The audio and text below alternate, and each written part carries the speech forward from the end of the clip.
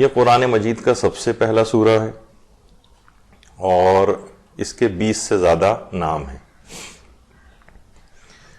نام بہت سارے لوگ واقف بھی ہیں اس سے، مثلا ایک نام اس کا سورہ فاتحہ ہے، اس وجہ سے کہ یہ سب سے پہلا سورہ ہے کہ جس کے ذریعے قرآن کو کھولا جاتا ہے، جس سے قرآن کھل جاتا ہے، افتتاح کرنے والا سورہ ہے،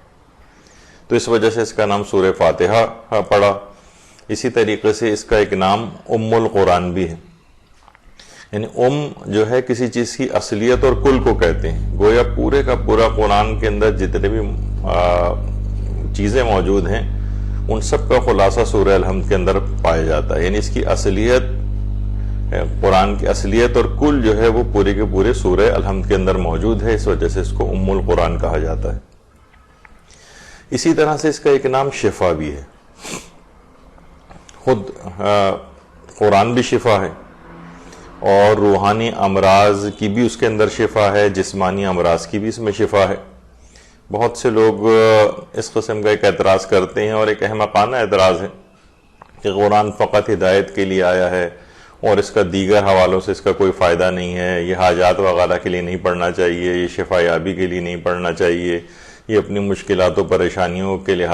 کو حل کرنے کے لیے نہیں پڑھنا چاہیے۔ اس پہ ہمارا ایک الگ ایک نشست ہونی چاہیے، کیونکہ یہ اس کے جو دلائل ہیں وہ ہمارا آج کا موضوع نہیں ہے،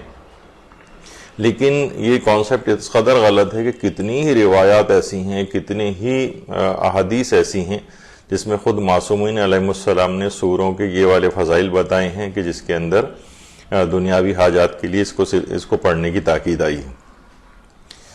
اور آگے ہم سورہ الحمد کی شفا یابی کے سلسلے میں جو روایات ہیں وہ بھی آگے چل کر ذکر کرنے والے ہیں کہ کون کون سے امراض کے لحاظ سے اس کی شفا بخش جو تاثیر ہے وہ بھی روایات کے اندر بیان ہوئی ہے۔ اس کا ایک نام کافیہ بھی ہے، یعنی نماز میں کوئی اور سورہ اس کی کفایت نہیں کرتا ہے، یعنی اس کو پڑھنا لازم ہے، یعنی ہر واجب اور ہر مستحب نماز کا یہ لازمی جز ہے۔ اور روایات میں بھی یہ بات آئی ہے کہ لا صلاۃ الا بفاتحۃ الکتاب، کوئی نماز ہو ہی نہیں سکتی جب تک کہ سورہ فاتحہ نہ پڑھی جائے۔ تو کوئی دوسرا سورہ تو ہمیں پڑھنے کا اختیار ہے الحمد کے بعد، لیکن سورہ الحمد کی کوئی ریپلیسمنٹ نہیں، کوئی اور سورہ اس کی ریپلیسمنٹ میں نہیں کہ اگر کوئی شخص سورہ الحمد نہ پڑھنا چاہے تو بہت ہی مثلا عظیم سورہ ایک سورہ توحید ہے وہ پڑھ لے، ایسا کچھ نہیں۔ یہ سورہ جو ہے اس کو پڑھنا لازم ہے۔ اچھا، اسی طرح سے اس کا ایک نام وافیہ بھی ہے، یعنی اس سورے کے جو مضامین ہیں وہ بہت ہی جامع اور وافی ہیں، اس لحاظ سے اس کا نام وافیہ پڑا۔ پھر اس سورے کو قرآن کا ہم پلہ بھی کہا جاتا ہے، قرآن کا ہم پلہ، قرآن کی آیات بھی ہے کہ وَلَقَدْ آتَيْنَاكَ سَبْعًا مِّنَ الْمَثَانِي وَالْقُرْآنِ الْعَظِيمِ، ہم نے 7 آیتوں والا سورہ 2 دفعہ نازل کیا، یعنی سورہ الحمد کے متعلق، اور قرآن عظیم، یعنی 7 آیتوں کا سورے کی الگ بات کی قرآن نے، اور پھر قرآن کو الگ سے بھی کہا کہ پروردگار عالم نے، یعنی دونوں کو تقریباً ہم پلہ جو ہے ذکر کیا گیا ہے، سبع من المثانی۔ تو تفسیر مجموع البیان جو ہے علامہ طبرسی نے لکھی ہے، اس میں ایک روایت ہے پیغمبر اسلام ختم مرتبت صلی اللہ علیہ وآلہ وسلم، اللہم صلی علی محمد وآل محمد،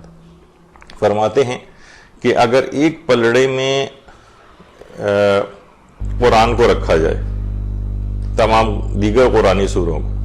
اور دوسرے میں سورہ الحمد کو رکھا جائے تو سورہ الحمد کا پلڑا بھاری ہو جائے گا، اور بعض جگہوں پہ ہے کہ دگنا بھاری ہو جائے گا، کیونکہ